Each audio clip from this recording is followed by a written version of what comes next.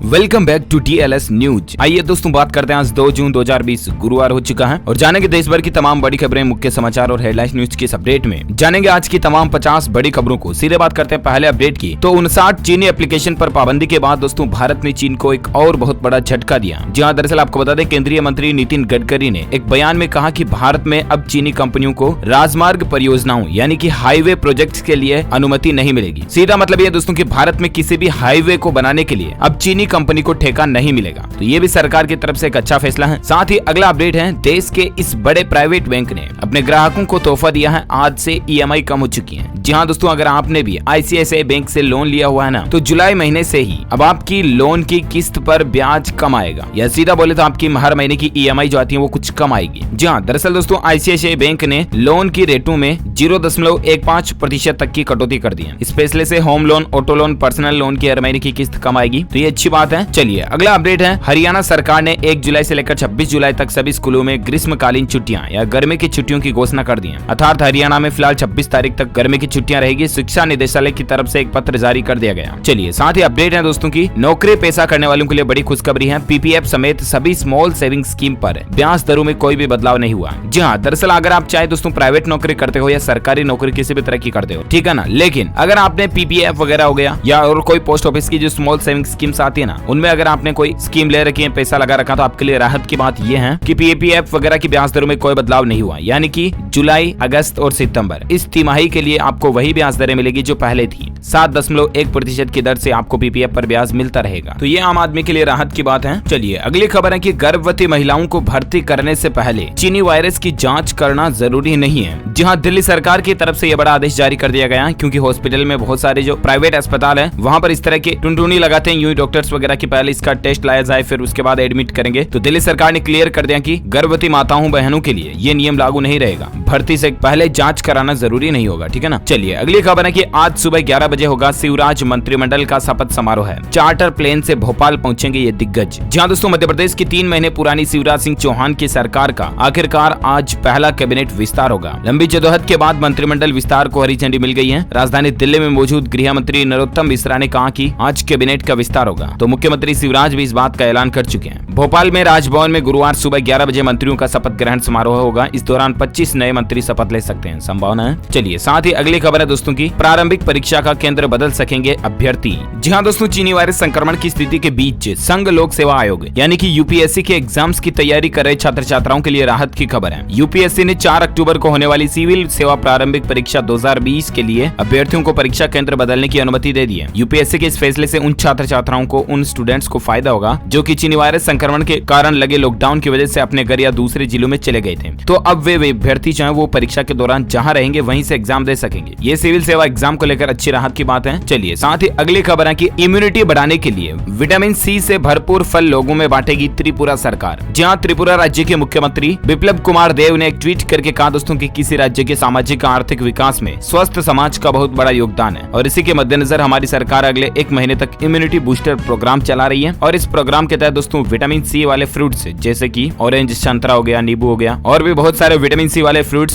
सरकार लोगों में बांटेगी। तो ये राहत की बात है। साथ ही अगली खबर देखिए कि प्रियंका गांधी वाड्रा को खाली करना होगा सरकारी आवास। 1 महीने की मोहलत मिली है, जहां कांग्रेस लीडर प्रियंका गांधी वाड्रा को अपना सरकारी आवास खाली करना पड़ेगा। इस संबंध में आदेश जारी किया जा चुका है। उनके सरकारी बंगले का अलॉटमेंट आज निरस्त किए जाने के बाद उनसे इसे खाली करने को कहा गया। यह आदेश आवास और शहरी मामलों के मंत्रालय ने लोधी एस्टेट वाले सरकारी बंगले को लेकर जारी किया है। अब ये आदेश की कॉपी भी आप देख सकते हैं। बाकी मैं ज्यादा राजनीति की बातें नहीं करूंगा, नहीं तो आप यही कहोगे यार DLS भाई DLS न्यूज के ऊपर भी पॉलिटिक्स की बातें करने लगे, तो फिर मतलब क्या निकला। क्योंकि मैं आपको DLS न्यूज चैनल के ऊपर वही खबरें ज्यादातर बताता हूँ जो दोस्तों डायरेक्टली या इनडायरेक्टली आम आदमी के लिए काम की हो, इंपोर्टेंट हो, महत्वपूर्ण हो, उन्हीं खबरों को बताता हूँ मैं, राइट। चलिए मैं आपको बिना के ले चलता हूँ अगले अपडेट में, जहाँ देख पा रहे इस राज्य में 1088 एम्बुलेंस लॉन्च हो चुकी है। एक कॉल पर लोगों की मदद के लिए मिनटों में पहुंच जाएगी। जहां आंध्र प्रदेश राज्य के लिए अच्छी खबर है दोस्तों। आंध्र प्रदेश के मुख्यमंत्री YS जगन मोहन मोहन रेड्डी ने राज्य की स्वास्थ्य सेवाओं में उपयोग में आने वाली 108 और 104 एम्बुलेंस सर्विस का शुभारंभ कर दिया। देश में पहली बार इस प्रकार की आधुनिक एम्बुलेंस सेवा का इस्तेमाल किया जाएगा। तो आंध्र प्रदेश में स्वास्थ्य को लेकर ये बड़ी पहल शुरू की जा रही है। मुख्यमंत्री जगन मोहन ने दोस्तों ये जो सुविधा एम्बुलेंस की लॉन्च की है ना, इसमें हर एम्बुलेंस में इमरजेंसी फैसिलिटीज मिलेगी। 201 करोड़ रुपए का खर्च आया इस पर। तो आप डायल 104 या 108 के जरिए इन एम्बुलेंस का फायदा उठा सकते हैं। चलिए साथ ही अगली खबर है कि 1 जुलाई से आधार कार्ड से जुड़ा ये नियम बदल चुका है। हालांकि दोस्तों आज 2 जुलाई हो चुकी है, लेकिन आपके लिए जानना फिर भी इसलिए जरूरी है क्योंकि जुलाई महीने से ये नया नियम लागू होने जा रहा है। वैसे मैं आपको नए नियम का एक सेपरेट वीडियो कल ही DLS न्यूज के ऊपर बता चुका था, राइट। लेकिन यहाँ पर जो आधार कार्ड को लेकर अपडेट आया सरकार की तरफ से, अब इसको भी मैं आपको बता देता हूँ। तो दरअसल दोस्तों अब बहुत सारी चीजों के लिए आधार कार्ड नंबर देना जरूरी हो चुका है। अगर आपके पास पैन कार्ड वगैरह भी नहीं है तो आप इनकम टैक्स रिटर्न फाइल करते समय भी आपको आधार नंबर का ब्यौरा देना जरूरी होगा। अच्छा, इसके अलावा दोस्तों विदेश मंत्रालय के मुताबिक 1 जुलाई के बाद से ही पासपोर्ट बनाने के लिए भी आधार कार्ड अनिवार्य हो चुका है। यानी कि अगर आपके पास आधार कार्ड नहीं है तो आपका पासपोर्ट भी नहीं बन सकता। साथ ही EPFO ने PF खाताधारकों को भी आधार से जोड़ना अनिवार्य कर दिया। पेंशन लेने वालों को भी अब आधार नंबर की जानकारी देनी होगी। EPFO के मुताबिक दोस्तों आधार लिंक होने से PF का पैसा निकालने और सेटलमेंट में वक्त कम लगता है, तो ये भी जरूरी है। इसके अलावा 1 जुलाई के बाद पब्लिक डिस्ट्रीब्यूशन का फायदा भी तभी मिलेगा जब आपके पास आधार नंबर हो। यानी कि आधार नहीं होने पर आपको राशन का अनाज वगैरह भी नहीं मिलेगा। तो इस तरह से आधार कार्ड आपके लिए कितना इंपॉर्टेंट है, अगर आपने नहीं बनाया हुआ तो बना लें जरूर। चलिए साथ ही अगली खबर है, राजस्थान राज्य में अशोक गहलोत सरकार ने गाइडलाइन में संशोधन किया। अब क्या खुले रहेंगे? शॉपिंग मॉल्स को लेकर एक बड़ा फैसला लिया दोस्तों। तो दरअसल बात कुछ यूं है दोस्तों की, कल ही एक सोशल मीडिया पर मैसेज आया था और उसमें राजस्थान राज्य जो है वो अनलॉक 2 में शॉपिंग मॉल्स वगैरह को भी बंद करे जा रहा है इस तरह का, लेकिन ये गलती से प्रिंट हो गया था आदेश में। तो फिर राजस्थान गवर्नमेंट ने इस आदेश को वापस सही कर दिया, यानी कि शॉपिंग मॉल्स वगैरह खुले रहेंगे यथावत रूप से पहले की तरह, कोई पाबंदी नहीं रहेगी, ठीक है ना। चलिए साथ ही अगला अपडेट है कि अनलॉक 2 में केंद्र सरकार ने वापस ले लिया ये अधिकार, क्या राज्यों को होगी परेशानी? जी हाँ दोस्तों, दरअसल आपको पता होगा जुलाई महीने से सरकार चीनी वायरस के बाद लॉकडाउन को खत्म करने में अनलॉक 2 की प्रोसेस जारी कर चुकी है, राइट। लेकिन अब सरकार ने अनलॉक 2 की गाइडलाइंस में कुछ बदलाव किए हैं। दरअसल नई गाइडलाइंस के मुताबिक केंद्र सरकार ने लोगों और माल को आवाजाही में पूरी तरह से खोल कर दिया। अब इसके लिए एक पास की जरूरत नहीं होगी। कंटेनमेंट जोन को छोड़कर लोग कहीं भी आ जा सकेंगे। ऐसे में राज्यों के लिए अपनी सीमाएं सील करना मुमकिन नहीं होगा, जो हाल ही में विवादों की वजह भी बन गया था। हालांकि फिर भी राज्य सरकारें अपने हिसाब से अगर बहुत इमरजेंसी सर्विस पड़ जाती है तो फैसला ले सकती है। तो ये कुछ बदलाव है। चलिए साथ ही अगला अपडेट है कि चीनी एप्स के बाद वहां के नागरिकों के लिए भी बुरी खबर है। राजधानी दिल्ली में अब उनके एंट्री प्रॉब्लम बनेगी। जी हाँ, दरअसल हाल ही में आपको पता होगा चीनी एप्स को बैन कर दिया गया, टिकटॉक, हेलो ऐप, विगो वीडियो वगैरह सब कुछ। और अब इसके बाद दोस्तों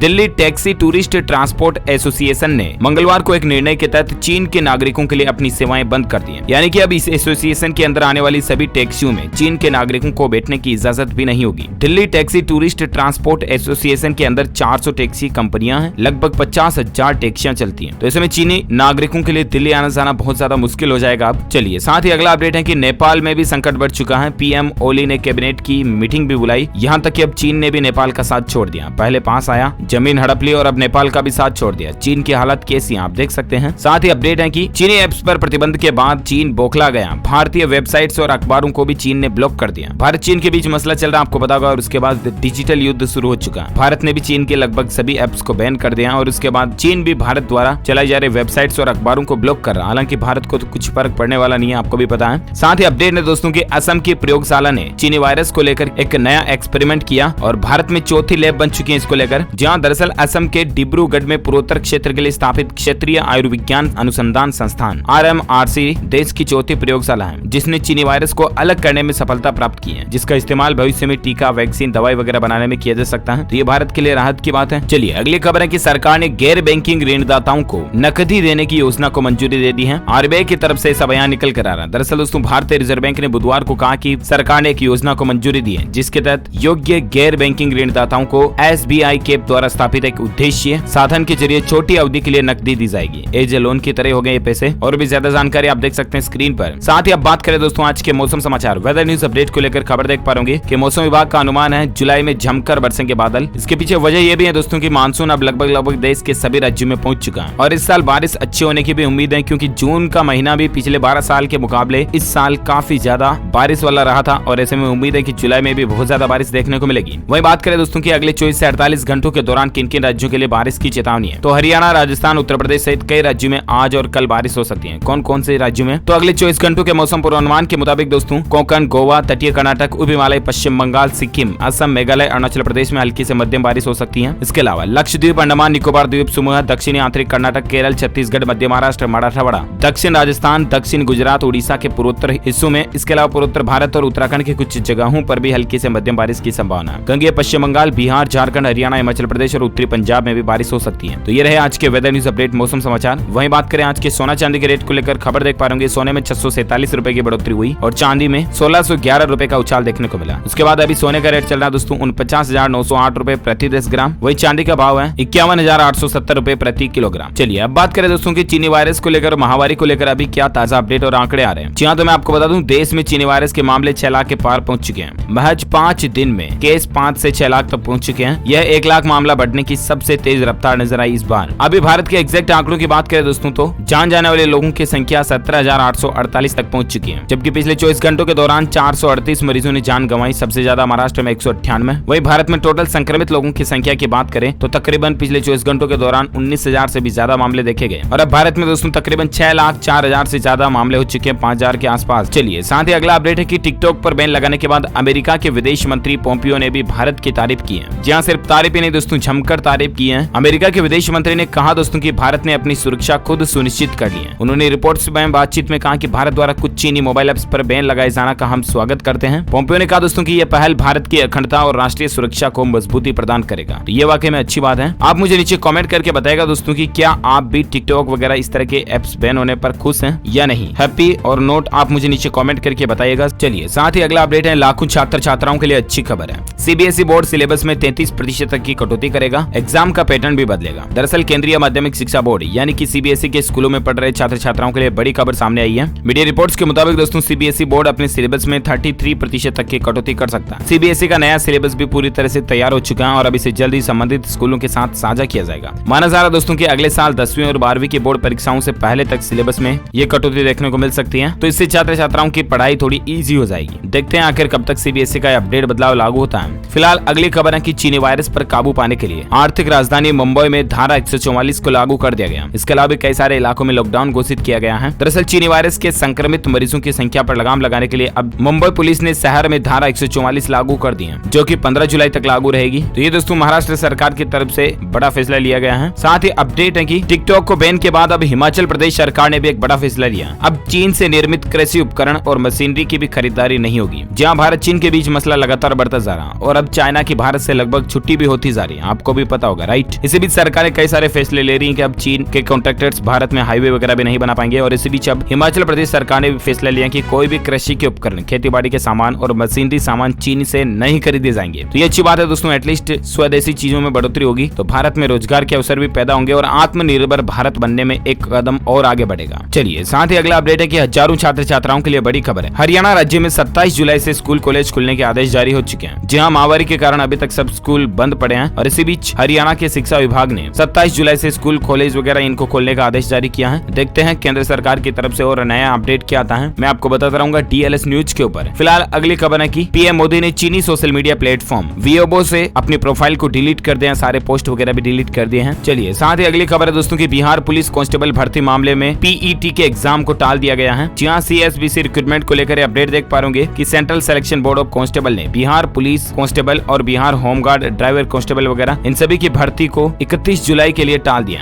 जो कि 3, 6 और 15 जुलाई को एग्जाम्स होने थे, तो अब ये नहीं होंगे। 31 जुलाई तक इस एग्जाम को कंडक्ट कराने की कोई प्लानिंग नहीं है। इसके अलावा अगर कोई नोटिस आएगा तो मैं आपको बता दूंगा DLS न्यूज के ऊपर। इसके अलावा आप बोर्ड की ऑफिशियल वेबसाइट चेक करते रहेगा csbc.bih.nic.in। चलिए साथ ही अपडेट है दोस्तों की ई-कॉमर्स कंपनियों को हाईकोर्ट की तरफ से बड़ा फैसला दिया गया है और नोटिस जारी किया गया कि ई-कॉमर्स कंपनियां अपने सभी प्रोडक्ट्स पर उस देश का नाम बताएं जिस देश से वो प्रोडक्ट्स बना है, जैसे made in China, made by Japan, made in India वगैरह जो कुछ भी है। और आप सभी रिक्वेस्ट है दोस्तों की जितना ज्यादा हो सके आप भारतीय सामानों का ही इस्तेमाल करें, मेड इन इंडिया को ही चॉइस करें, इससे देश को फायदा होगा एटलीस्ट। साथ ही अपडेट है दोस्तों INS ने कहा कि भारत में चीनी अखबारों और वेबसाइटों पर भी पाबंदी लगा जाए। जिस तरह से चीन भारत के साथ कर रहा ना, वैसा चीन के साथ भी करना चाहिए। देखते हैं सरकार की तरफ से और क्या फैसला लिया जाता है। फिलहाल दोस्तों एक अंतर्राष्ट्रीय खबर देख सकते हैं कि भारत, चीन और अमेरिका में तनाव के बीच ऑस्ट्रेलिया ने भी एक बड़ा फैसला लिया और वो ये कि अभी क्योंकि चीन बॉर्डर पर मसला वगैरह चल रहा है सेना का, तो ऐसे में ऑस्ट्रेलिया के प्रधानमंत्री स्कॉट मॉरिसन ने कहा कि वो अगले 10 साल में सेना का बजट 270 अरब ऑस्ट्रेलियन डॉलर करेंगे, जो कि 40% तक की बढ़ोतरी है, यानी कि देश की सुरक्षा पर ज्यादा खर्च किया जाएगा। अब साथ ही अपडेट है कि महाराष्ट्र और गुजरात के चीनी कंपनी से करार को रद्द करने की मांग की गई है। सुप्रीम कोर्ट में इसको लेकर याचिका भी दायर की गई है। देखते हैं सुप्रीम कोर्ट की तरफ से से और क्या फैसला आता है। फिलहाल अगली अच्छी खबर ये है दोस्तों की कोरोनिल दवा को अब पतंजलि आयुर्वेद बेच सकती है, लेकिन इसको चीनी वायरस की दवा के नाम से नहीं बेच सकती है। आयुष मंत्रालय की तरफ से योग गुरु बाबा रामदेव की दवाई कोरोनिल के लिए एक बड़ा फैसला दिया गया। हालांकि इस दवाई को अब पतंजलि कंपनी बेच तो सकती है, लेकिन इस चीनी वायरस या महामारी की दवाई के रूप में कह करके नहीं, बल्कि सिंपली इम्यूनिटी बूस्टर के रूप में यह दवाई बेची जा सकती है। चलिए साथ ही अपडेट देखिए कि यूजर की निजी जानकारी चोरी करते पकड़े गए ये 25 एप्लीकेशन जिनको गूगल ने प्ले स्टोर से हटा दिया। इनकी लिस्ट भी आप स्क्रीन पर देख सकते हैं। अगर आपने भी इनमें से कोई भी ऐप अपने फोन में इंस्टॉल किया हुआ है तो तुरंत उसे रिमूव कर दें, क्योंकि ये आपकी निजी जानकारी यानी कि पर्सनल डेटा भी चुरा सकते हैं। चलिए साथ ही अपडेट है कि प्रधानमंत्री नरेंद्र मोदी के बाद अब राजस्थान के मुख्यमंत्री अशोक गहलोत की तरफ से एक बड़ी घोषणा की गई है। इन सभी परिवारों को अब 1 रुपए प्रति किलो गेहूं मिलेगा। जी हां दोस्तों, राजस्थान के सीएम ने ऐलान करते हुए कहा कि बीपीएल और स्टेट बीपीएल अंत्योदय परिवारों को अब प्रति रुपए किलो गेहूं मिलेगा। केंद्र सरकार अभी इन वर्गों को 2 रुपए किलो या 5 रुपए किलो गेहूं दे रही है। तो इसी बीच राजस्थान सरकार की तरफ से ये लोगों के लिए राहत की खबर है। और साथ ही अपडेट है दोस्तों की चीनी वायरस का इफेक्ट देखिए। गूगल कंपनी अपने ऑफिस को 7 सितंबर तक बंद रखेगी। संक्रमण के बढ़ते मामलों को देखते हुए कार्यालय को फिर से खोलने का समय 2 महीने और आगे बढ़ा दिया है। तो ये दुनिया की दिग्गज बड़ी टेक कंपनी की तरफ से फैसला लिया गया। साथ ही एक बहुत ही अच्छी खबर है, चुनावी साल में बड़ी राहत मिली है। बिहार के 1.5 करोड़ बिजली उपभोक्ताओं का जुर्माना माफ किया जाएगा और ये माफी योजना 1 अप्रैल 2020 से ही लागू रहेगी। जी हाँ, बिहार राज्य सरकार ने बड़ी राहत दी है। यानी कि अगर आप भी बिहार राज्य के लोग हैं तो आपके लिए अब दोस्तों अगर आपने बिजली बिल लेट वगैरह जमा करवाया था, पेनल्टी जुर्माना वगैरह लगा हुआ था, तो वो माफ हो जाएगा। जी हाँ दोस्तों, बिहार की बिजली कंपनी ने राज्य के करीब 1 करोड़ 50 लाख घरेलू उपभोक्ताओं का जुर्माना माफ करते हुए राहत देने का निर्णय लिया। तो इस तरह से अगर आप भी बिहार राज्य में रहते हैं तो इस स्कीम का फायदा उठा सकते हैं। साथ ही खबर है कि घरेलू पर्यटकों के लिए आज से ही खुल जाएगा गोवा, लेकिन कुछ नियमों को आपको खास ध्यान में रखना पड़ेगा। जी हाँ दोस्तों, अगर आप भी गोवा घूमने की प्लानिंग बना रहे हैं तो आपके लिए राहत की बात है। अच्छी खबर है, देश का सबसे प्रसिद्ध पर्यटन स्थल की लिस्ट में शामिल है गोवा, जो कि दोबारा पर्यटन के लिए शुरू होने जा रहा है। राज्य के पर्यटन मंत्री मनोहर अजगांवकर ने बुधवार को ऐलान किया है कि यह तटीय राज्य 2 जुलाई यानी कि गुरुवार से पर्यटकों के लिए दोबारा से खुलने जा रहा है। लेकिन सोशल डिस्टेंस बनाए रखें, मुंह पर मास्क वगैरह लगाए रखना होगा आपको। इसके अलावा उन्हीं यात्रियों को राज्य में प्रवेश दिया जाएगा जो यात्री चीनी वायरस का नेगेटिव प्रमाण पत्र लेकर आएंगे, या फिर राज्य की सीमा पर इनकी जांच होगी। अगर वो नेगेटिव निकलते हैं तो ही उनको एंट्री दी जाएगी, अदरवाइज नो। चलिए अगली खबर है दोस्तों की प्राइवेटाइजेशन की दिशा में रेलवे ने एक बड़ा कदम उठाया है। 109 रूट्स पर 160 किलोमीटर प्रति घंटे की रफ्तार से निजी यानी कि प्राइवेट यात्री ट्रेनें चलेगी। रेलवे ने प्राइवेटाइजेशन के लिए प्रपोजल भी मांगे हैं। इंडियन रेलवे की तरफ से ये बड़ा फैसला लिया गया है। अब देश के 109 डेस्टिनेशन रूट पर प्राइवेट कंपनियां ट्रेन को ऑपरेट कर पाएंगी और इसमें 30,000 करोड़ रुपए के निवेश की संभावना है। अच्छी बात यह दोस्तों की रेलवे के इस प्रोजेक्ट से हजारों लोगों को रोजगार भी मिलेगा। चलिए साथ ही अगली खबर है कि एग्जाम्स को लेकर सीबीएसई बोर्ड ने एक अहम फैसला लिया। एक नोटिस भी जारी किया गया। दरअसल केंद्रीय माध्यमिक शिक्षा बोर्ड ने मंगलवार को नोटिस जारी करते हुए कहा कि 9वीं और 11वीं में फेल हुए स्टूडेंट्स को फिर से एग्जाम देने का मौका दिया जाएगा। ये मौका उन छात्रों के लिए भी दिए जाने को कहा गया जिन्हें पहले ये अवसर नहीं मिला था।